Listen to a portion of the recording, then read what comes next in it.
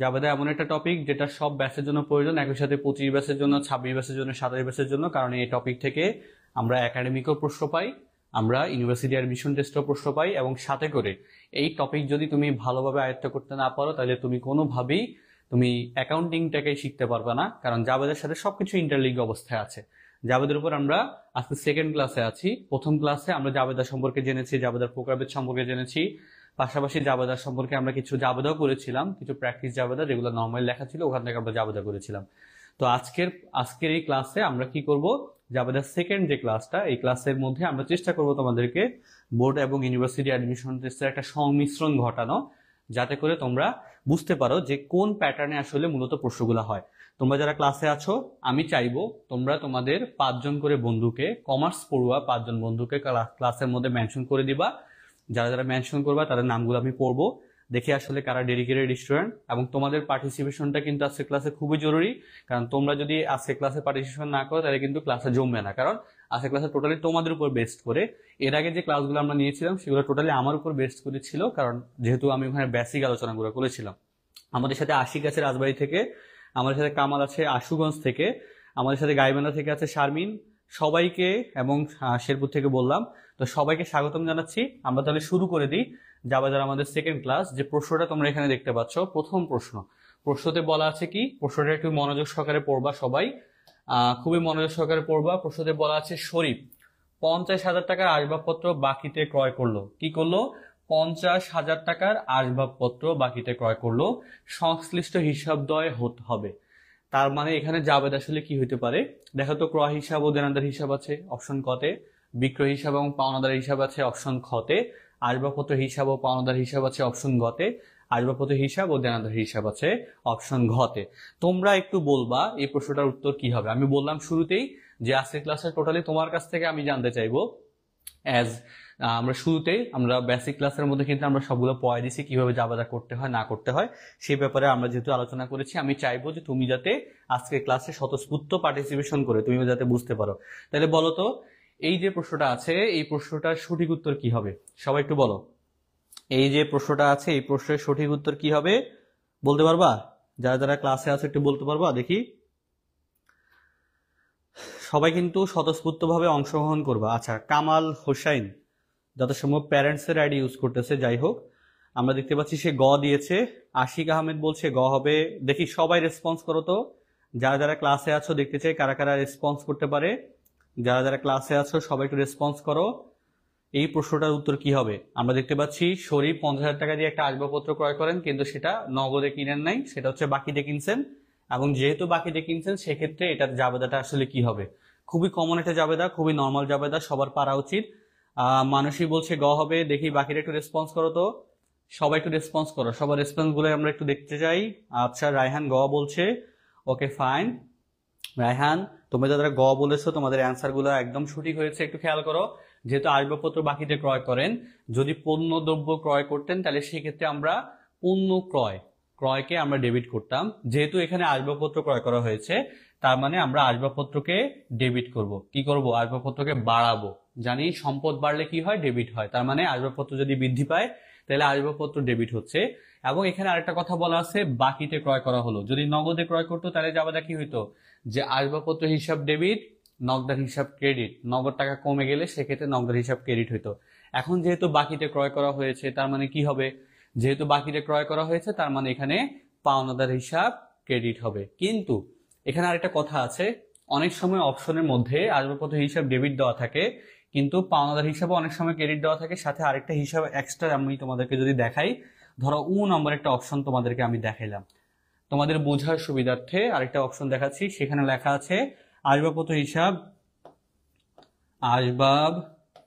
আসবাবপত্র হিসাব, তার মানে কি আসবাবপত্র হিসাব ডেবিট, ও বিক্রেতা হিসাব কি লেখা থাকতে পারে?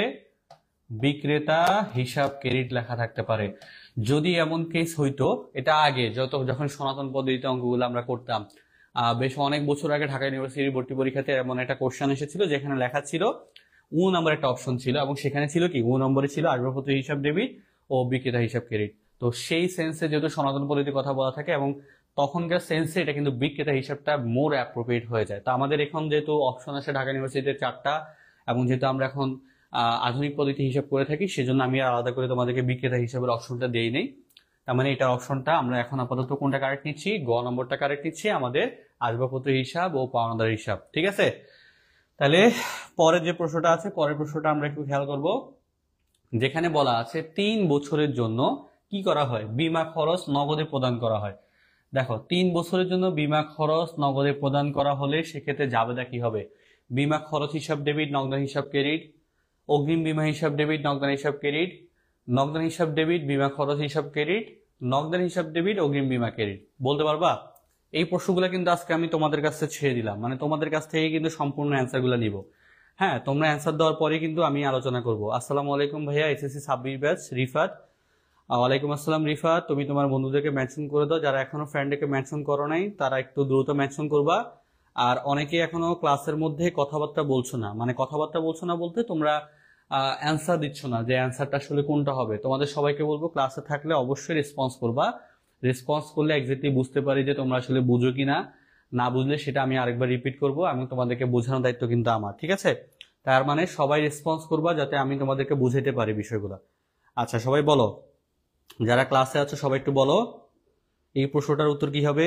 যারা যারা ক্লাসে আছো সবাই একটু রেসপন্স করো, রেসপন্স করবা, সবাই দ্রুত রেসপন্স করবা, কেউ রেসপন্সের বাইরে থাকবে না। সবাই রেসপন্স করো তো দেখি। আচ্ছা, এটার অ্যান্সার অনেকেই খ বলতেছে, আমরা দেখতে পাচ্ছি যে অনেকেই খ বলতেছে। দেখি, মানসী মানসী বলছে খ হবে, রায়হান বলছে খ হবে, কামাল বলছে খ হবে, আশিক বলছে খ হবে। আচ্ছা একটু খেয়াল করি তাহলে আমরা, 3 বছরের জন্য যেহেতু বীমা দিছে, তাহলে একটু খেয়াল করো তো, 3 বছরের জন্য আমরা বীমার টাকা দিলাম। আমার হিসাব কাল কয় বছরের? হিসাব কাল হয় 1 বছরের। কয় বছরের? 1 বছরের জন্য আমরা হিসাব কাল করে থাকি, 1 বছরের হয়। তো যেহেতু 1 বছরের ক্ষেত্রে আমরা একটা হিসাব কাল করতেছি, তার মানে এই বছরের যে খরচগুলো আছে সেগুলো শুধুমাত্র এই বছরে দেখাবো। এবং আমি যদি পরের বছরগুলোর খরচ অগ্রিম টাকা দিয়ে দিই, তাহলে সেক্ষেত্রে কি ওগুলাকে আমরা সম্পদ হিসাবে দেখাবো। কি হিসাবে? সম্পদ হিসাবে, অর্থাৎ অগ্রিম হিসাবে আমরা দেখাবো। তো এই ক্ষেত্রে আমরা দেখো আমাদের 1 বছরেরটা খরচ, দেখো 3 বছরের বীমা খরচ নগদে প্রদান করছে এবং 1 বছরেরটা কি হবে, খরচ হিসাবে যাচ্ছে। তো যেহেতু 1 বছরের টাকা খরচ হিসাবে যাচ্ছে, তাহলে আমরা সেই ক্ষেত্রে কি করি, 1 বছরের টাকা খরচ হিসাবে দেখি, আবার 3 বছরের টাকা অগ্রিম হিসাবে আমরা নিয়ে যাই। তাহলে একটু খেলো তো, 3 বছরের টাকা। আচ্ছা আচ্ছা, এখানে একটা কথাও আছে, একটু কথা আছে, আমি কোশ্চেনটা নর্মাল সেন্সেই তোমাদেরকে বলি, তারপরে আমি কথাটা চেঞ্জ করে বলবো। 3 বছরের জন্য বীমা খরচ নগদে প্রদান করছে এবং 1 বছরের খরচ সেটা এখনো বলে নাই, একটু খেয়াল করো। যেহেতু 3 বছরের বীমা খরচ নগদে প্রদান করা হলো, তার মানে টোটাল টাকাটাই অগ্রিম হিসাবে আমরা এখন কনসিডার করতেছি। এবং এই সিচুয়েশনটা এমন হতে পারে যে বছরের শুরুতে আমরা এই টাকাটা দিছি। ওকে, ধরো বছরের জানুয়ারি 1 তারিখ, এটা একটা হচ্ছে লেনদেন, যে জানুয়ারি 1 তারিখ অথবা 10 তারিখ, যে তারিখে হোক না কেন কোনো সমস্যা নেই। ধরো জানুয়ারি 10 তারিখে আমরা 3 বছরের জন্য আমরা কি করলাম, বীমার টাকাটা দিয়ে দিলাম। তাহলে সেক্ষেত্রে কি 3 বছরের টাকাটা আমার চলে যাচ্ছে কোথায়, অগ্রিম টাকা হিসাবে। কোথায়? অগ্রিম টাকা। এবং যেহেতু আমি নগদের টাকা পরিশোধ করছি, তার মানে আমার নগদ টাকা কমে গেছে, আমার নগদ হিসাব ক্রেডিট হলো। আর যেহেতু বীমাটা হচ্ছে একটা অ্যাসেট হিসাবে আমি এখন দেখাচ্ছি, তার মানে সেটাকে আমরা অগ্রিম হিসেবে দেখার কারণে সম্পদ বৃদ্ধি পেলো এবং সেক্ষেত্রে ডেবিট হলো। এবং যদি এমন সিনারিও হয় যে ধরলাম যে এখন আরেকটা এন্ট্রি আসলো, সেটা হচ্ছে ডিসেম্বর,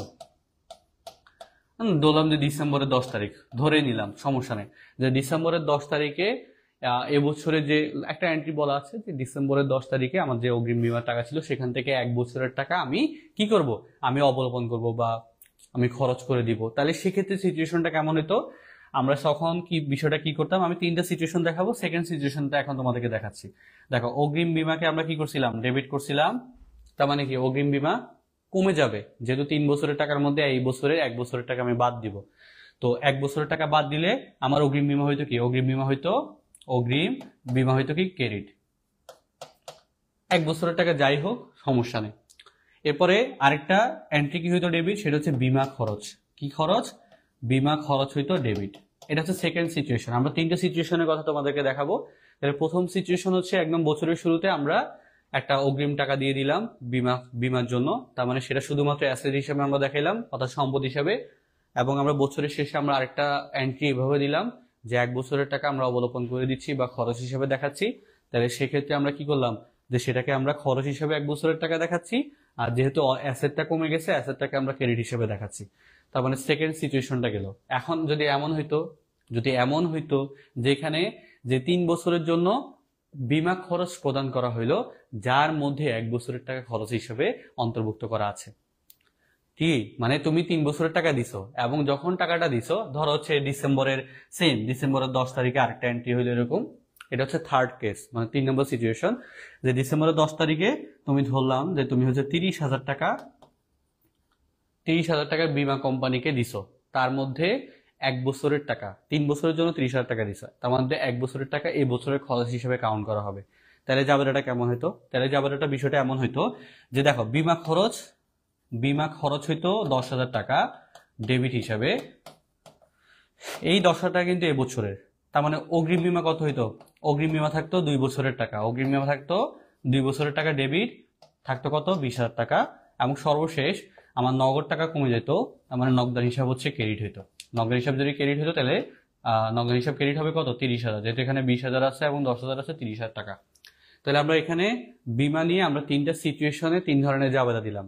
তো তোমরা যখন জাবেদাগুলো আসবে অবশ্যই সিচুয়েশনটা বুঝতে হবে। সিচুয়েশনটা বুঝার পরে দেন তুমি জাবেদাটা দিবা।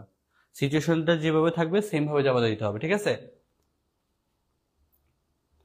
এগুলো ইজি, সমস্যা নাই ভাইয়া, আস্তে আস্তে আমরা যাব। হ্যাঁ, এগুলো ইজি, কিন্তু এই প্রশ্নগুলো ঢাকা ইউনিভার্সিটিতে আসছে। মানে এই যে প্রশ্নটা আমি তোমাদেরকে মাত্র সলভ করলাম, এটা ঢাকা ইউনিভার্সিটির প্রিভিয়াস ইয়ারের প্রশ্ন। ঢাকা বিশ্ববিদ্যালয়তে সহজ প্রশ্ন আসে, তোমার বোর্ড এক্সামও সহজ প্রশ্ন আসবে।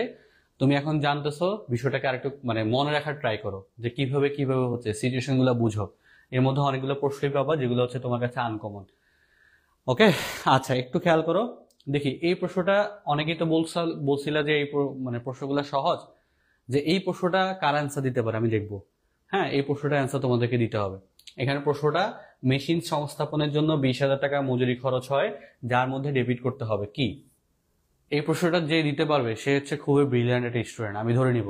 অপশনে আছে মূলধন হিসাব, অপশনে আছে মেরামত হিসাব, অপশনে আছে মজুরি হিসাব, অপশনে আছে অবচয় হিসাব। দেখি দেখি তোমাদের মধ্যে আসলে কেমন ব্রেন কাটস করতেছে।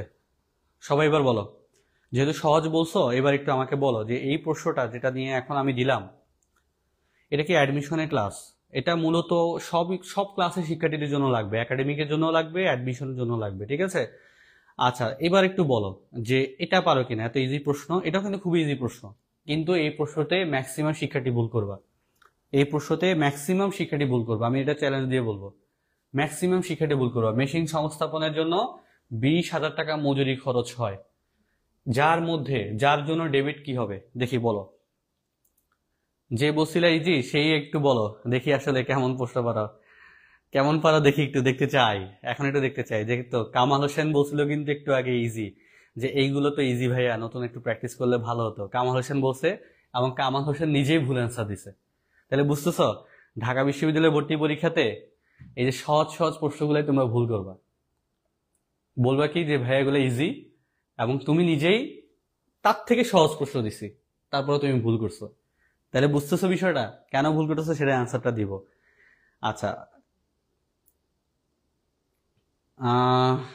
নাকিব বলছে রাকিব বলছে খ হবে। রাকিব তোমার অ্যান্সারটাও ভুল, বলে দিলাম সরাসরি। আশিক বলছে ক হবে, আশিকের অ্যান্সারটাও ভুল।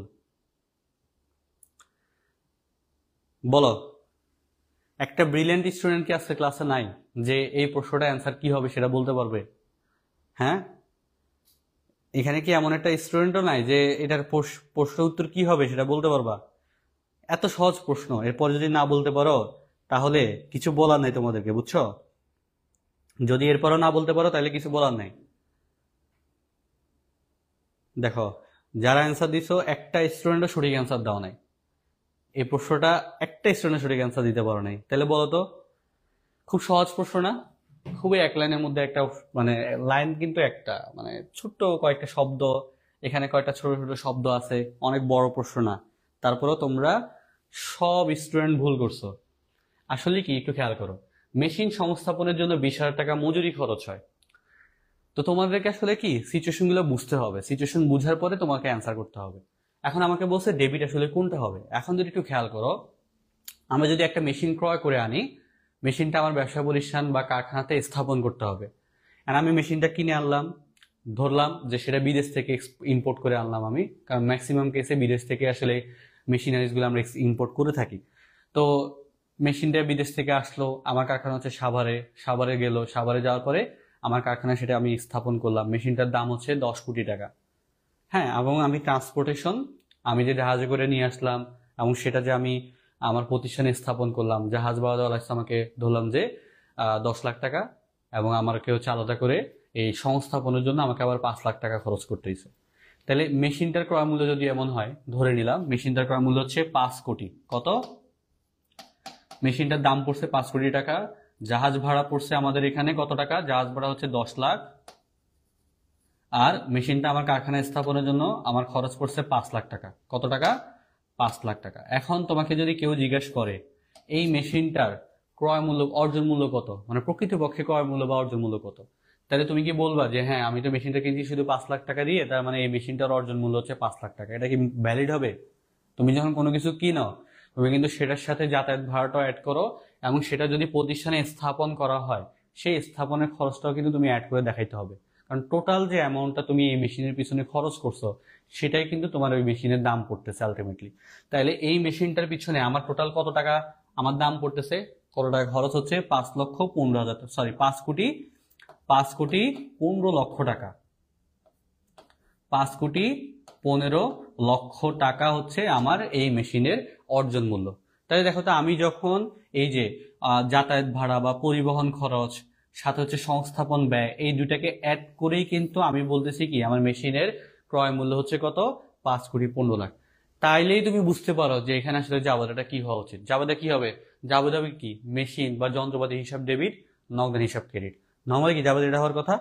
তাহলে আমাকে একটু বলো তো, যদি মেশিনের সংস্থাপন ব্যয় 20,000 টাকার মজুরি আমি যদি মেশিনের মধ্যেই অ্যাড করে দেখাই, যদি মেশিনের জাবেদা নর্মালি হয় যন্ত্রপাতি হিসাব বা মেশিন হিসাব যদি ডেবিট করে আমি দেখাই, তাহলে এখানে কি এমন কোনো ইয়ে আছে যেখানে মেশিন বা যন্ত্রপাতি হিসাবকে ডেবিট করা হয়েছে? একটা এন্ট্রি কি দেখাতে পারবা? দেখো, মূলধন হিসাব, মূলধন হিসাব কি এখানে আমার যন্ত্রপাতি হিসাবের সাথে মিলতেছে? না। মূলধন হিসাব তো নর্মালি ক্রেডিট জাতীয় হিসাব, আর যন্ত্রপাতি হিসাব কি সম্পদ, অ্যাসেট। মেরামত, না, এটা কিন্তু মেরামত নামে হবে না, সরাসরি কি নামে যাবে? যন্ত্রপাতি নামে যাবে। মজুরি, এটা কিন্তু মজুরি নামে দেখাবো না, কারণ এটা মেশিন সংস্থাপনের ব্যয়ের সাথে জড়িত, সরাসরি মেশিনের ক্রয় মূল্যের সাথে জড়িত। অবচয়, এটা কিন্তু যখন এটা ইউজ হবে তখন যে ব্যয়টা হবে তখন সেটাকে আমরা অবচয় হিসেবে দেখাবো। তার মানে এখানে কোনোটার মধ্যেই সঠিক উত্তরটা নাই, কোনো এন্ট্রির মধ্যেই সঠিক উত্তর নাই। এটা আমি ইচ্ছাকৃতভাবে দিছিলাম যাতে তোমরা বুঝতে পারি যে আসলে তোমাদের সেন্সটা আসলে কতটুকু ডেভেলপ, কতটুকু তোমরা আসলে বুঝতে পারো। যারা ভালো স্টুডেন্ট তারা এই জাবারটা অপশনের দিকে না তাকিয়ে তারা বলতো যে এটা হচ্ছে যন্ত্রপাতি হিসাব ডেবিট, বুঝছো, বা মেশিন হিসাব, মেশিনারি হিসাব ডেবিট। তাহলে এটার মেন কি হবে দেখি, তোমরা কি আসলে বুঝতে পারছো কিনা, মানে তোমরা কি সিচুয়েশনটা বুঝতে পারছো? বলো তো, তোমরা কি সিচুয়েশনটা বুঝতে পারছো? তার মানে এটার মেন কি হতো, যে জাবারটা কি হতো? যন্ত্রপাতি হিসাব ডেবিট, যন্ত্রপাতি, যন্ত্রপাতি হিসাব কি? যন্ত্রপাতি হিসাব হচ্ছে ডেবিট, আর নগদ টাকা কমে যাচ্ছে সেজন্য নগদান হিসাব কি হবে? নগদান হিসাব হচ্ছে ক্রেডিট হবে। সবাই বুঝতে পারছি? সবাইকে বুঝতে পারছি? দেখছো তোমরা বেসিক ক্লিয়ারেন্স করার দিকে না তাকিয়ে তোমরা কি করো, তোমরা বসে বসে এটা পারি ওটা পারি সেটা চিন্তা করো, একটু ভাবো না। না ভাবার কারণে অপশনই নাই, যে সঠিক উত্তরই নাই। ক নম্বরের সঠিক উত্তর না, কোনোটার মধ্যে সঠিক উত্তর নাই, কিন্তু তোমরা এবারে সবাই দেখাচ্ছ কি ক সঠিক উত্তর, খ সঠিক উত্তর, গ সঠিক উত্তর। আচ্ছা, ওকে, ফাইন। তার মানে আমরা একটু পরে যাই। ওকে, পরের প্রশ্নটা দেখি, একটু বড় প্রশ্ন, দেখি আসলে পারো কিনা। প্রশ্নটা কি? ব্যবসায় ব্যবহারের জন্য 5 লক্ষ টাকা একটি যন্ত্রপাতি ক্রয় করা হলো। দেখো, 5 লক্ষ টাকা দিয়ে একটা যন্ত্রপাতি কিনলাম, সেম কথা আমি একটু আগে যে জিনিসগুলো দেখালাম না, সেম টাইপের। দেখো, এই যে কার্যস্থলে আনার জন্য 10,000 টাকা বহন খরচ, বসানোর খরচ কত? এই যে সংস্থাপন ব্যয় কত? সংস্থাপনের ব্যয় হচ্ছে 15,000 টাকা।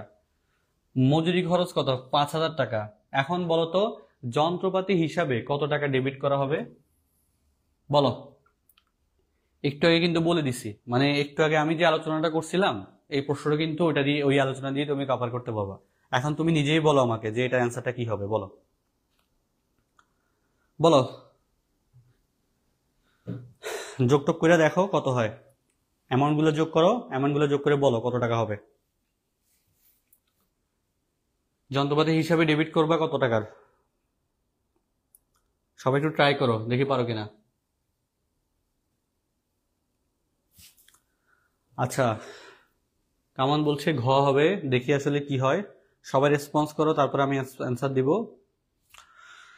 সবাই রেসপন্স করো, এরপর অ্যান্সার দিব।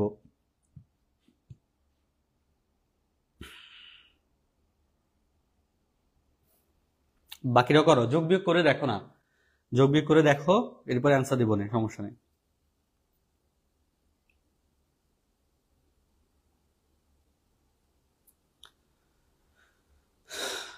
সবাই কি ভুলে গেছো নাকি? পারতেছো না এমন কিছু? এত দেরি তো হওয়ার কথা না। হুম।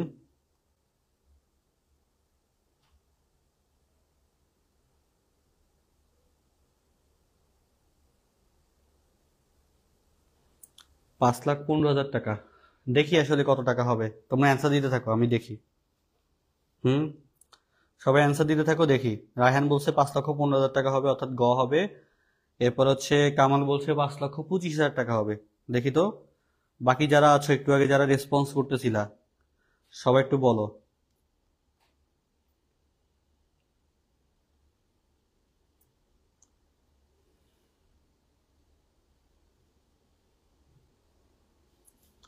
আচ্ছা, দুইজনের অ্যান্সার পাইলাম, আমি একটু অ্যান্সারটা দিয়ে দিই, দেখি।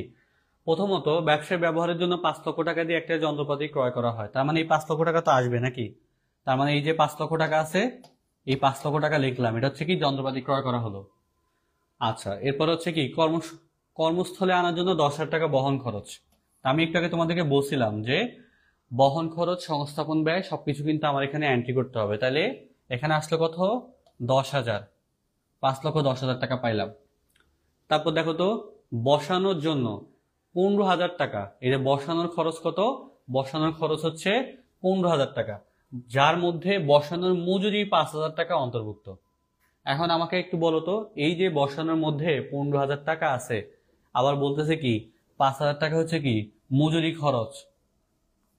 অনেকেই যে ভুলটা এখানে করবে, 100% আমি বলে দিতে পারি, অনেকেই যে ভুলটা করবে, তারা কি করবে, যে 15,000 থেকে 5,000 টাকা বাদ দিবে, বাদ দিয়ে কত লিখবে? 10,000 টাকা লিখবে। অনেকেই আছে যে কি বলবে, এটার অ্যান্সার হচ্ছে 5,20,000। 5,20,000। আচ্ছা, 5,20,000 হচ্ছে আরেকটা অপশনে ছিল, যে অপশনটা বাদ দিছি আমি, ঠিক আছে, নামের একটা অপশন ছিল। তো অনেকে কি করতো, এখানে যদি 20 থাকতো বা 15 থাকতো, এই যে 15 আমি অ্যান্সারে দিতাম, 20ও দিতাম, 25ও দিতাম, যাই হোক, অনেকে কি করতো, যদি 20 অ্যান্সারে থাকতো 5,20,000 টাকা দিয়ে আসতো।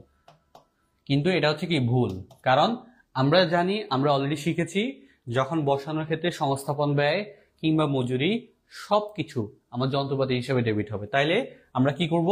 তাইলে আমরা 10,000 টাকা না লিখে আমরা কি লিখবো? 15,000 টাকা লিখবো। ওকে, আমি একটু মুছে লিখে দিই, অনেকে আবার হচ্ছে পরে ক্লাসে স্লাইড দেখবে, বলবে যে আমি ভুল লিখছি। আচ্ছা, 15,000 টাকা লিখে দিই। তাহলে 5,10,000, 5 লক্ষ আর হচ্ছে 15, তাহলে কত? 5,25,000 টাকা। এই 5,25,000 টাকা কি? এটা হচ্ছে আমাদের যন্ত্রপাতি হিসেবে আমরা দেখাবো। বুঝতে পারছি? যন্ত্রপাতি হিসেবে আমরা দেখাবো, এবং এটাকে আমরা কি করব? ডেবিট করব। ঠিক আছে, সবাই ক্লিয়ার?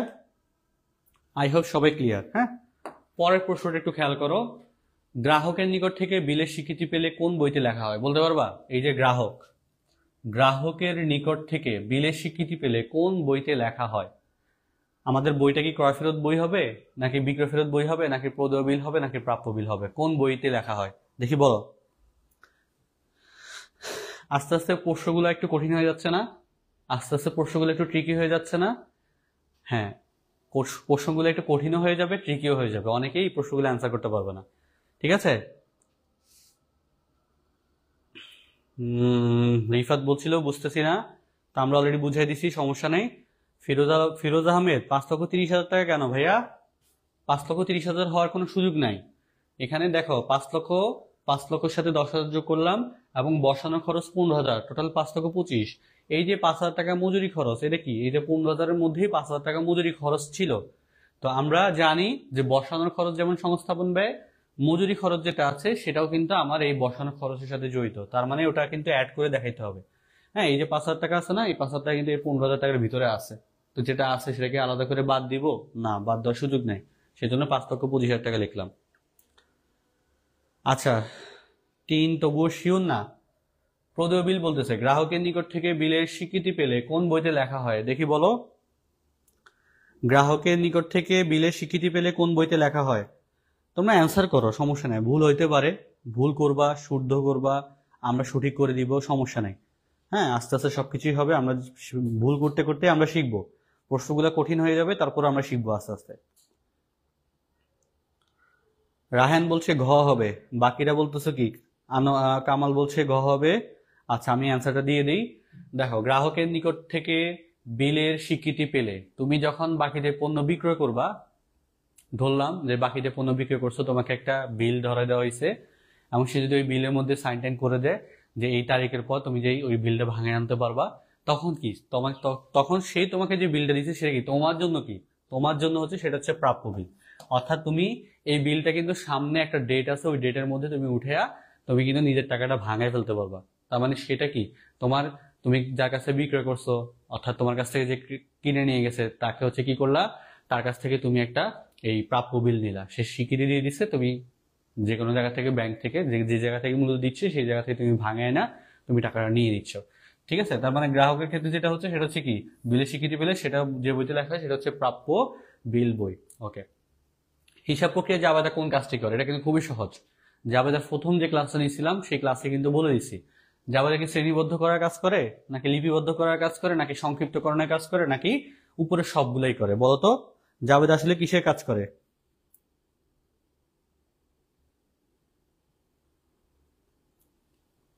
প্রদান করলে প্রাপ্য, আর পেলে প্রদান করলে প্রদেয়, আর পেলে প্রাপ্য বিল, এমন। হ্যাঁ, ঠিক আছে। তুমি যদি কোনো বিল পাও তাহলে সেক্ষেত্রে তোমার জন্য সেটা প্রাপ্য। তোমার যদি কোনো বিল পরিশোধ করতে হয়, তুমি যখন স্বীকৃতি দিবা তখন সেটা তোমার জন্য প্রদেয় হবে। এটা খুবই কমন একটা বিষয়। আচ্ছা, এলিজাবেথ অনেকক্ষণ পরে অ্যান্সার দিছে, মানে এলিজাবেথকে খুঁজে পাওয়া যায় না। স্বপ্ন আমাকে খুঁজে পাওয়া যায় না। তোমরা কিছুক্ষণ পর পর কয়েকদিন উদয় হও, আবার চলে যাও। একটু বলো, এই যে হিসাব প্রক্রিয়া জাবেদা কোন কাজটা করে? হিসাব প্রক্রিয়া জাবেদা আসলে কোন কাজটা করে? লিপিবদ্ধকরণের কাজ করে, নাকি শ্রেণীবদ্ধকরণের কাজ করে, নাকি সংক্ষিপ্তকরণের কাজ করে, নাকি উপরে সবগুলাই করে? বলো বলো ভাই, দ্রুত করো। খ হবে ভাইয়া। এই যে পুষ্পিতা দাস অনেকক্ষণ পরে এই প্রথম প্রশ্ন অ্যান্সার দিছে পুষ্পিতা দাস, এতক্ষণ পরে পুষ্পিতা দাসকে খুঁজে পাওয়া গেছে। আচ্ছা, তো যারা যারা খ অ্যান্সার দিয়েছো তোমাদের সবার উত্তরটা সঠিক হয়েছে। আমরা জানি জাবেদা একটা লিপিবদ্ধকরণ পদ্ধতি। জাবেদা কি ধরনের পদ্ধতি? জাবেদা একটা লিপিবদ্ধকরণের পদ্ধতি। সবার মনে আছে? জাবেদা যখন পড়াইছিলাম প্রথম ক্লাসে কিন্তু এটা নিয়ে আলোচনা হয়েছিল। আচ্ছা, 7 নম্বর এমসিকিউটা একটু খেয়াল করো। 7 নম্বর এমসিকিউতে বলা আছে, কোনটি একটি কোম্পানি একটি সংবাদপত্র অফিস থেকে সংবাদপত্রে বিজ্ঞাপন ছাপানোর জন্য 250 টাকার একটা বিল পায়, যা 15 দিনের মধ্যে পরিশোধ করতে হবে। বিলটি পাওয়ার পর কোন জাবেদায় লিখনটির প্রয়োজন হবে? দেখো তো, সংবাদপত্রের মধ্যে বিজ্ঞাপন দিবে, সেই জন্য 250 টাকা একটা বিল পেয়েছে, 15 দিনের মধ্যে পরিশোধ করতে হবে। বিলটি পাওয়ার পর কোন জাবেদা লিখন দিতে হবে? বিজ্ঞাপন খরচ 250 টাকা, দেয় হিসাব 250 টাকা, অর্থাৎ প্রদেয় হিসাব। হ্যাঁ, প্রাপ্য হিসাব 250 টাকা, বিজ্ঞাপন হতে আয় 250 টাকা, বিজ্ঞাপন খরচ 250 টাকা, নগদ হিসাব 250, কোনো জাবেদার প্রয়োজন নেই। বলো এই জাবেদাটা বলো, সবাই ট্রাই করো, দেখি পারো কিনা। এই যে 7 নম্বর প্রশ্নটা আছে, 7 নম্বর প্রশ্নটা সবাই একটু চেষ্টা করো, দেখি পারো কিনা। 7 নম্বর প্রশ্নটা একটু চেষ্টা করো, দেখি পারো কিনা। দ্রুতর মধ্যে, দ্রুতর সময়ের মধ্যে বলবা, দ্রুত সময়ের মধ্যে সবাই রেসপন্স করবা।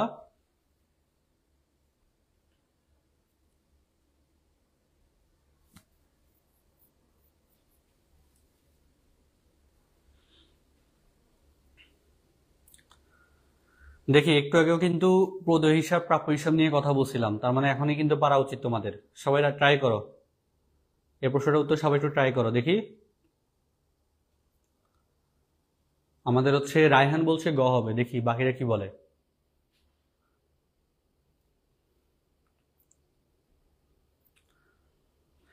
রায়হান, তুমি কোন কলেজ থেকে ভাইয়া বলো তো? তোমার ব্যাচ কত? HSC batch.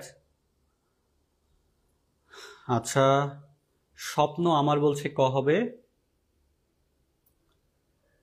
ওকে, দেখি বাকিদের অ্যান্সার দেখি। মানসী তুমি কোথায়? মানসীর অ্যান্সার নাই কেন?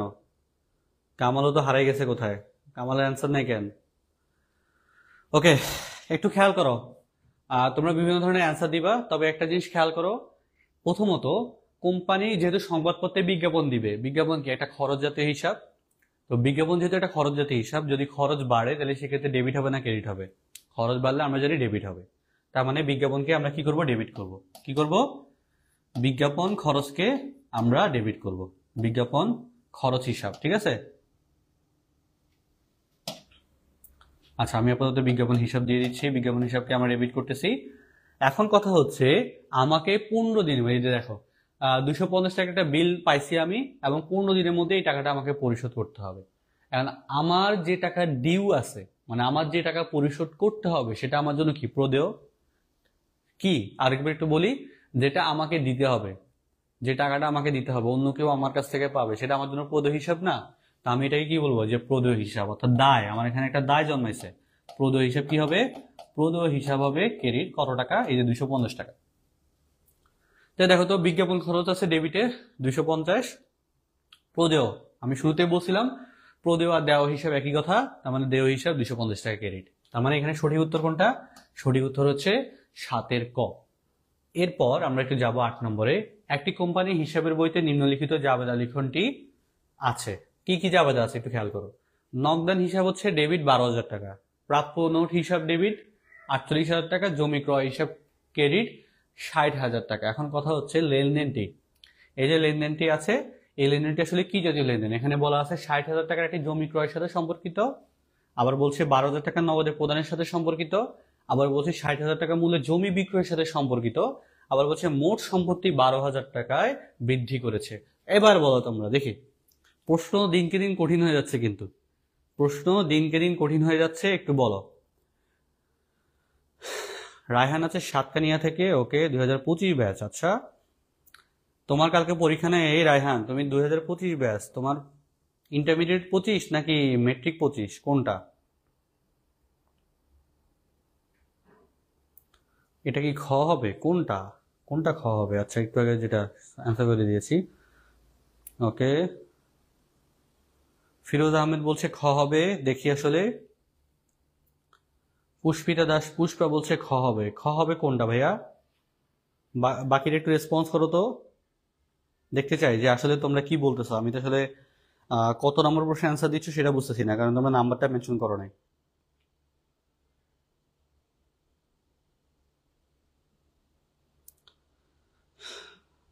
আটের অ্যান্সার খ বলতেছো, আচ্ছা দেখি বাকিটা একটু বলো। তোমাদের রেসপন্সটা খুবই স্লো রেসপন্স সবার। এত স্লো রেসপন্স হলে হবে? রেসপন্স হতে হবে অনেক বেশি, অনেক দ্রুত। আটের গ, আচ্ছা গ হবে নাকি ভাইয়া 8? ওকে দেখি।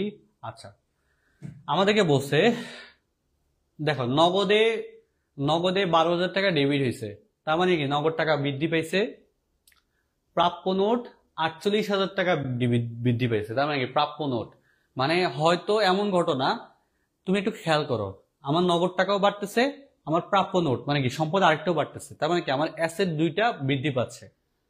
এবং আমার জমি, অর্থাৎ আমি কি জমি ক্রেডিট হওয়ার মানে কি বলতো? জমি কি ক্রেডিট হওয়ার মানে কি জমি বৃদ্ধি পাওয়া না, জমি কমে যাওয়া। কখন জমি কমতে পারে? যখন আমি জমিটা সেল করে দিব, অর্থাৎ বিক্রয় করে দিব। জমি যদি বিক্রয় করে দিই, আমার নগদ টাকাও বৃদ্ধি পাবে, প্রাপ্য নোট হিসাবেও বৃদ্ধি পাবে। ওকে, তাহলে এখন দেখো তো, 60,000 টাকার একটি জমি ক্রয়ের সাথে সম্পর্কিত, যদি জমি ক্রয়ের সাথে সম্পর্কিত হইতো, তাহলে জমি হিসাব কি হইতো? ডেবিট হইতো, ক্রেডিট হইতো না। তার মানে এটা অবশ্যই ভুল, তাই না? 12,000 টাকা নগদ প্রদানের সাথে সম্পর্কিত, যদি নগদ 12,000 টাকা প্রদান করতাম তাহলে তো নগদ ক্রেডিট হইতো, এখন তো নগদ ডেবিট হয়েছে, তার মানে নগদ প্রাপ্তি হয়েছে, তার মানে এটাও ভুল। 60,000 টাকা মূল্যের জমি বিক্রয়ের সাথে সম্পর্কিত, এবার দেখো 60,000 টাকা মূল্যের জমি বিক্রয় করছি, তাই না? দেখো জমি কমে যাওয়া মানে কি বললাম একটু আগে, যে বিক্রয় করছি, এবং বিক্রয় করার ফলে আমার নগদ টাকাও বাড়ছে, প্রাপ্য নোট বা প্রাপ্য হিসাবে আমার বাড়ছে, তার মানে এটা সঠিক। মোট সম্পত্তি 12,000 টাকা বৃদ্ধি করেছে না, মোট সম্পত্তি কিন্তু 60,000 টাকায় বৃদ্ধি হয়েছে। দেখো একটু খেয়াল করে, নগদ টাকাও 12,000 বৃদ্ধি পেয়েছে, প্রাপ্য হিসাবে, এটা কিন্তু একটা সম্পদ, তার মানে সম্পদ কিন্তু আলটিমেটলি এখানে মোট সম্পদ কিন্তু মানে নিট সম্পদ কিন্তু বাড়ে নাই। দেখো একটা অ্যাসেট, এই যে জমি, একটা অ্যাসেট কমে গেছে, আবার আরো দুইটা অ্যাসেট বাড়ছে, এবং নিট ব্যালেন্স কিন্তু 0। ঠিক আছে, তো এটাও কিন্তু আমার সঠিক উত্তর না, বুঝতে পারছি? তার মানে আমরা গ নম্বর অপশনটা এখানে কারেক্ট অ্যান্সার হিসেবে পেয়েছি। এবার হচ্ছে আমরা 9 নম্বর প্রশ্নটা দেবো। নিচের কোন বক্তব্যটি জাবেদার জন্য খাটে না বা মিথ্যা? বলতো কোন বক্তব্যটি মিথ্যা? কোন বক্তব্যটি কিসের জন্য মিথ্যা? এই যে জাবেদার জন্য মিথ্যা। তাহলে কি, ইহা মূল এন্ট্রির বই নয়, ইহা লেনদেনের কালীন রেকর্ড, লেনদেনের সম্পূর্ণ ফলাফল প্রকাশ করে, ইহা লিপিবদ্ধকরণের কাজ করে। বলতো এটা এবার তোমাদের পারা উচিত। এই যে 9 নম্বর প্রশ্নটা তোমরা এবারে একটু অ্যান্সার করবা। আহ 9 নম্বর প্রশ্নটা তোমরা একটু অ্যান্সার করবা এবং পাশাপাশি তোমরা লিখে দিবা যে 9 নম্বর প্রশ্নে অ্যান্সার দিয়েছো। হ্যাঁ, দেখি তো এই প্রশ্নটা অ্যান্সার দাও তো। দেখছো, সহজ প্রশ্ন সলভ করাচ্ছি কিন্তু অনেকেই ভুল করতেছো। গত প্রশ্নের অ্যান্সারও অনেকে ভুল করছো এবং এই প্রশ্নের অ্যান্সারও অনেকে ভুল করবে, আমি শিওর, ড্যাম শিওর অনেকেই ভুল করবে। বলো তাহলে তোমরা, দেখি।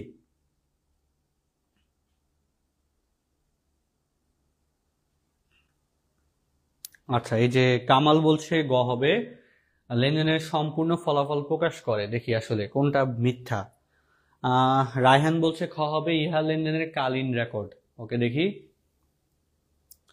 আচ্ছা, ফিরোজ বলছে 9 ক হবে। আচ্ছা দেখি, সে বলছে ইহা মূল এন্ট্রির বই নয়। আচ্ছা আচ্ছা, একটু খেয়াল করো, আমি তোমাদেরকে বলে দিই। হ্যাঁ, বলছে কি নিচের কোনটি মিথ্যা। আমরা সত্যগুলো আগে বের করি, ঠিক আছে? সত্যগুলো বের করব। দেখো তো, একটু আগে আমরা বলছিলাম জাবেদাকে বলা হয় লিপিবদ্ধকরণ পদ্ধতি। তার মানে জাবেদাকে লিপিবদ্ধকরণ পদ্ধতি বলা হয় যেহেতু এটা হচ্ছে লিপিবদ্ধকরণের কাজ করে। ওকে, ফাইন। লেনদেনের সম্পূর্ণ ফলাফল প্রকাশ করে। একটু খেয়াল করো তো, লেনদেন যখন আমরা টপিকটা পড়াইছিলাম, লেনদেনের দুইটা পক্ষ থাকে। একটা পক্ষ কি দাতা গ্রহীতা অর্থাৎ ডেবিট ক্রেডিট থাকে। তার মানে লেনদেনের মধ্যে যত টাকার অ্যামাউন্ট আছে সবকিছু কিন্তু আমার জাবেদা প্রকাশ করতেছে। জাবেদা তো দুইটা পক্ষ, ডেবিট পক্ষ ক্রেডিট পক্ষ। তাইলে জাবেদার মধ্যেই কিন্তু লেনদেনের সম্পূর্ণ ফলাফল প্রকাশিত হচ্ছে। যদি এমন হয়তো অসম্পূর্ণ ফলাফল প্রকাশিত হচ্ছে তাহলে কিন্তু সেটা হইতো না, তাহলে সেটা হিসাব বিজ্ঞান সমর্থন করতো না। হিসাব বিজ্ঞানের নীতিমালা অনুযায়ী সবকিছুই কিন্তু সম্পূর্ণ থাকতে হবে, কোনো কিছু অসম্পূর্ণ থাকা যাবে না। ইহা লেনদেন একটি কালীন রেকর্ড। কালীন রেকর্ড বলতে কি বোঝাচ্ছে, যে জাবেদার মধ্যে কিন্তু সবকিছু রেকর্ডেড থাকে এবং এটা কালীন। আমরা নিত্য মজুদ পদ্ধতি, কালান্তিক মজুদ পদ্ধতি, দুইটা মজুদ পদ্ধতি পড়ছিলা, ঠিক আছে? আমাদের এখানে কিন্তু দুইটা মজুদ পদ্ধতিতে কিন্তু আমরা জাবেদার মাধ্যমে লিপিবদ্ধ করতে পারি, বা এই রেকর্ডগুলো কিন্তু সবসময়ের জন্য থাকে। তাইলে এটাও কিন্তু সঠিক, এমন না যে এখানে কোনো রেকর্ড থাকে না। তাহলে ভুল কোনটা? ইহা মূল এন্ট্রির বই নয়। ইহা মূল এন্ট্রির বই নয়, এই কথাটা যারা বুঝাচ্ছে কি এটা আসলে কোনো এন্ট্রির বই না। কিন্তু জাবেদা আসলে কি মেন। জাবেদা না থাকলে কি আমি হিসাব বিজ্ঞানের এই যে আর্থিক অবস্থার বিবরণী বা আর্থিক বিবরণী এগুলো কি আমি করতে পারতাম? পসিবল না। আগে তো জাবেদা করতে হবে, এরপর আস্তে আস্তে আস্তে আস্তে যাই যে আমি ওই পর্যন্ত যাব। তাইলে আমাদের এই প্রশ্নের সাথে সামঞ্জস্যপূর্ণভাবে আমরা বলতেই পারি এখানে আমাদের সত্য নয় বা মিথ্যা কোনটি? মিথ্যা হচ্ছে এটা, ইহা মূল এন্ট্রির বই নয়। একটা স্টুডেন্ট জাস্ট এটা সঠিক উত্তর দিছিল, বাকিরা ভুল অ্যান্সার দিছো। তাহলে বুঝতেই পারছো যে প্রশ্নগুলো আসলে আস্তে আস্তে ট্রিকি হয়ে যাচ্ছে। করিম একজন সরবরাহকারীর নিকট নষ্ট পণ্য ফেরত দেয় এবং 950 টাকা নগদ গ্রহণ করে। এটি লেনদেন। এই লেনদেন তার বইতে লিপিবদ্ধ করার জন্য জাবেদা লিখনটি হলো। তাই দেখো তো, সরবরাহকারীর নিকট পণ্য ফেরত দিছে, 950 টাকা নগদে গ্রহণ করছে। এটার জাবেদা কি হবে? বলছে কি বইতে, তার বইতে লিপিবদ্ধ করার জন্য লিখনটি কি হবে বলো। এবার তো পারা উচিত তোমাদের। এবার তো সবার পারা উচিত নাকি? সবার এবার পারা উচিত, সবাই একটু বলো এই প্রশ্নটার উত্তর কি হবে, সবাই একটু বলো।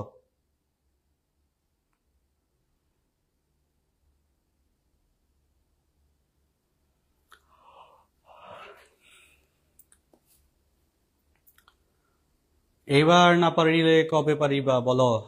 এবার না পারিলে আর কবে পারিবা? আচ্ছা, আমি বলে দিই, তোমাদের আসতে রেসপন্স আসতে দেরি হবে। একটু খেয়াল করো, 950 টাকা সে কি করছে? নগদে গ্রহণ করছে। যখন নগদে গ্রহণ করা হলো তখন সেক্ষেত্রে সিচুয়েশনটা কি? নগদ টাকা বৃদ্ধি পেলো। আর আমরা জানি কি নগদ টাকা বৃদ্ধি পেলে সেটা কি হয়? নগদান হিসাব ডেবিট হয়। তার মানে নগদান কি হবে? নগদান হিসাব হবে কি? নগদান হিসাব হবে ডেবিট। এটা একটা গেল। এখন আমার কথা হচ্ছে সরবরাহকারীকে সে কি করলো? নষ্ট পণ্য ফেরত দিছে। সরবরাহকারী কারা? যারা, অর্থাৎ আমি একজন ব্যবসায়ী প্রতিষ্ঠানের মালিক হিসেবে আমি যদি কোনো র ম্যাটেরিয়ালস কারো কাছ থেকে কিনি তখন তার হচ্ছে আমার জন্য সরবরাহকারী। আমি যদি সরবরাহকারীকে যদি নষ্ট হওয়ার কারণে সেগুলো যদি ফেরত দিই তাহলে সেক্ষেত্রে কি হবে? তার মানে ক্রয় ফেরত পড়তেছে, আমি ক্রয় করছি, আমি ফেরত দিচ্ছি। তাহলে ক্রয় ফেরত কি? ক্রয় বাড়লে হয় ডেবিট, যেহেতু ক্রয়টা ব্যয় জাতীয় হিসাব। ক্রয় কমলে হয় ক্রেডিট। তার মানে ক্রয় কমলে যেহেতু ক্রেডিট হয়, তার মানে ক্রয় ফেরত কি হবে? ক্রয় ফেরত হবে ক্রেডিট। বুঝতে পারছি? তাহলে এখানে কোনটা আছে? যে ক্রয় হিসাব, আচ্ছা নগদান হিসাব ডেবিট, এই যে নগদান হিসাব ডেবিট, ক্রয় ফেরত হিসাব ক্রেডিট। অর্থাৎ এই প্রশ্নটার গ নাম্বারটা হচ্ছে সঠিক উত্তর। সবাই বুঝতে পারছি কিনা বলতো? সবাই বুঝতে পারছি? মানুষে অনেকক্ষণ পরে অ্যান্সার দিয়েছো। আচ্ছা, আজকের ক্লাসে মূলত আমরা এই 10টা গুরুত্বপূর্ণ এমসিকিউর মধ্যে তোমরা বেশ কয়েকটা পেরেছো, আবার অনেকেই আছে ম্যাক্সিমাম প্রশ্ন উত্তরই ভুল করেছো। তা আমরা জাবেদা করার ক্ষেত্রে আমরা কিন্তু আজকের ক্লাসে আরো অনেকগুলো প্রশ্ন রাখতে চেয়েছিলাম, যেহেতু প্রথম আমরা চাচ্ছি যে আমাদের প্রশ্ন সলভ আস্তে আস্তে বাড়িতে। হ্যাঁ, তোমাদের এখন প্রথম দিকে বুঝতে একটু অসুবিধা হতে পারে। আর এই যে স্লাইডগুলো দেখতেছো, এই স্লাইডগুলোর মধ্যে যে প্রশ্নগুলো আছে এগুলো বের করতে একটু সময় লাগে, স্লাইড রেডি করতে একটু সময় লাগে। যেহেতু ফ্রিতে পড়াচ্ছি, আমাদের চেষ্টা থাকে যে যত ভালোভাবে পড়ানো যায় সেই চেষ্টাটা থাকে। আর পাশাপাশি তোমরা যদি চাও যে আমাদের প্রিমিয়াম ব্যাচগুলোতে অ্যাড হইতে, তখন কিন্তু আমরা ইন ডিটেলস সবকিছু পড়াই। আমাদের প্রত্যেকটা কোর্সে কিন্তু ইন ডিটেলস আলোচনা থাকে। বিশেষ করে তোমরা যারা হিসাব বিজ্ঞানে দুর্বল, এইচএসসি 25, এইচএসসি 26 কিংবা 27 ব্যাচের আছো, তোমাদের জন্য কিন্তু আমার হিসাব বিজ্ঞানের একটা স্পেশাল ব্যাচ আছে। সেখানে একদম বেসিক থেকে অ্যাডভান্স লেভেলের আমি ক্লাস নেবো, একদম ধরে ধরে সবগুলো ম্যাথ করাবো, সবগুলো এমসিকিউ প্র্যাকটিস করাবো তোমাদেরকে প্রত্যেকটা অধ্যায়ের জন্য। এবং এই কোর্সে তোমরা ফার্স্ট পেপার সেকেন্ড পেপার দুইটাই কভার হবে। যারা 27 ব্যাচের আছো তোমাদের ফার্স্ট ইয়ারটা কভার করবো, যারা 26 ব্যাচের আছো তোমাদের দুইটা বই আমরা কভার করিয়ে দিব। তবে 27 ব্যাচের সময়টা একটু বেশি, এই কারণে আমরা ধরে ধরে অনেক ডিটেলসে পড়াইতে পারবো। 26 ব্যাচের জন্য যেহেতু ফার্স্ট পেপার সেকেন্ড পেপার একদম বেশি, পুরোটা সলভ করতে গেলে 2 বছরের পড়া চাইলেও শেষ করা পসিবল না। যতটুকু আমরা পারি ইন ডিটেলস আলোচনা করে আমরা সলভ করাবো। তো তোমরা যদি যা চাও এই কোর্সে ভর্তি হতে, তাহলে আমাদের কোর্সের ফি এখন আছে ডিসকাউন্টে 2000 টাকা। তোমরা হিসাব বিজ্ঞানের এই কোর্সে যুক্ত হতে পারো অ্যান্ড ফাইনালি আমাদের সাথে কানেক্টেড থাকতে পারো। এখানে কিন্তু আমরা তোমাদেরকে লাইভ ক্লাস নিব, বেসিক সিকিউ এমসিকিউ ক্লাস নিব, অধ্যায়ভিত্তিক পরীক্ষা থাকবে, ফাইনাল মডেল টেস্ট থাকবে, অধ্যায়ভিত্তিক ক্লাস থাকবে, সবকিছু মানে এক্সক্লুসিভ নোট, ওয়েবসাইট সুবিধা সবকিছুই থাকবে। আর তোমাদেরকে আরেকটা ইনফরমেশন করে দিই, সেটা হচ্ছে যারা 27 ব্যাচের আছো তোমাদের জন্য কিন্তু বাংলা ইংরেজি আইসিটির একটা প্রিমিয়াম ব্যাচ আছে আমাদের এখানে, যেখানে বাংলা ইংরেজি আইসিটি তোমাদের টোটালি কভার করে দিব। এসএসসি 27 ব্যাচের টোটাল ফার্স্ট ইয়ারটা ফুল কভার করে দেওয়া হবে বেসিক থেকে। আর যারা 26 ব্যাচের শিক্ষার্থী আমাদেরকে দেখতেছো, 26 ব্যাচের জন্য কিন্তু আমাদের ইংলিশ এবং আইসিটি একটা ব্যাচ আছে। English pro batch, Anis sir class দিবে। আনিস স্যার ক্লাসগুলো তোমরা করেছো, তোমরা জানো যে স্যার কত ভালোভাবে চমৎকারভাবে পড়ান। এবং আগামীকালকে কিন্তু আনিস স্যারের এই কোর্সের ওরিয়েন্টেশন ক্লাস। তো তোমরা এখানে ভর্তি হলে কিন্তু একটা বইও পাবা, আনিস স্যারের একটা স্পেশাল বই পাবা গ্রামারের উপরে। এই বইটাও কিন্তু তোমরা গিফট আকারে পাচ্ছ। তো তোমরা এই কোর্সে যুক্ত হতে পারো। এবং সাথে করে তোমাদের আইসিটির দুর্বলতা যাদের আছে 26 ব্যাচের, এই দুইটা কোর্স কিন্তু 26 ব্যাচের।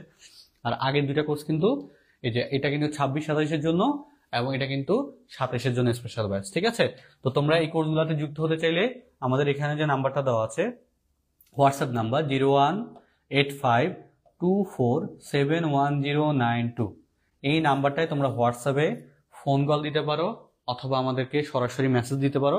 আমরা এই নাম্বার থেকে তোমাদেরকে রিপ্লাই দিব।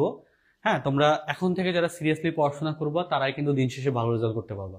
ঠিক আছে, তো তোমরা আজকের ক্লাসে আমরা এতটুকু পর্যন্ত রাখি। তোমরা সবাই ভালো থাকো, সুস্থ থাকো। তোমাদের যদি কোনো সমস্যা হয়, হিসাব বিজ্ঞান রিলেটেড যদি কোনো প্রবলেম কেউ ফেস করো, আমাদের এখানে একটা দেওয়া আছে, এই যে হোয়াটসঅ্যাপ নাম্বারটা আছে না, হোয়াটসঅ্যাপ নাম্বারে স্পেশালি তোমরা মেসেজ দিবে। হ্যাঁ, হোয়াটসঅ্যাপ নাম্বার যদি মেসেজ দাও, আমরা হিসাব বিজ্ঞানের কমার্স শিক্ষার্থীদের জন্য আমাদের যে চ্যাট গ্রুপটা আছে সেই চ্যাট গ্রুপে অ্যাড করে দিব। সেখান থেকে তোমরা হিসাব বিজ্ঞানের যত সমস্যা আছে সব সমস্যার সমাধান করে নিতে পারবা। তোমাদের কোনো কিছু বুঝতে অসুবিধা হলে বা তোমাদের যে কোনো জিজ্ঞাসা থাকলে সেটা এই গ্রুপ থেকে আমি দিয়ে দিব। তোমরা এই নাম্বারে মেসেজ দিলে তোমাকে গ্রুপে অ্যাড করা হবে। ঠিক আছে, তো তোমরা গ্রুপে থাকবা, তোমাদের প্রবলেমগুলো তোমরা জানাবা এবং তোমরা সেখান থেকে সলভ আউট করে নিলে তোমরা দিন শেষে ভালো রেজাল্ট করতে পারবো। আমাদের এটাই চাওয়া থাকবে। হিসাব বিজ্ঞানের ক্লাসগুলো সপ্তাহে 3 দিন হয়, রবি মঙ্গল বৃহস্পতি সন্ধ্যা 7:30 থেকে। রবি মঙ্গল বৃহস্পতি রাত 9টা থেকে হয় বাংলা ক্লাস, শনি সম্বুধ সন্ধ্যা 7:30 থেকে হয় ইংরেজি ক্লাস, শনি সম্বুধ রাত 9টা থেকে হয় ম্যাথের ক্লাস। তোমরা ক্লাসের নোটিশগুলা আমাদের গ্রুপের মধ্যে কানেক্টেড থাকলেই পাবা। সবাই ভালো থাকো, সুস্থ থাকো। আল্লাহ হাফেজ, আসসালামু আলাইকুম।